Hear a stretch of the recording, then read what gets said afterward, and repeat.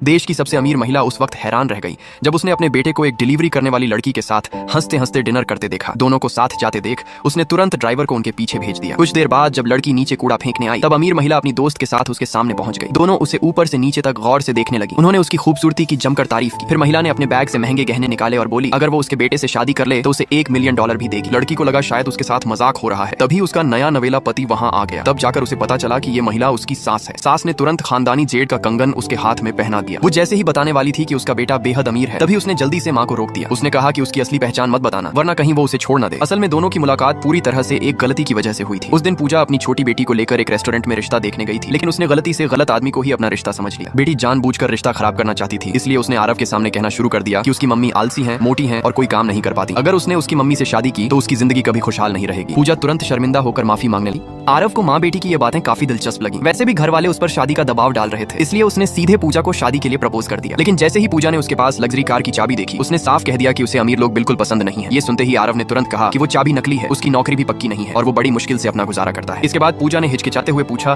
कि क्या उसे इस बात से परेशानी होगी कि उसकी एक बेटी भी है। लेकिन आरव को उसकी बेटी पहली मुलाकात से ही बहुत प्यारी लगी थी। उसकी सच्चाई और अपनापन देखकर आखिरकार पूजा ने शादी के लिए हाँ कर दी।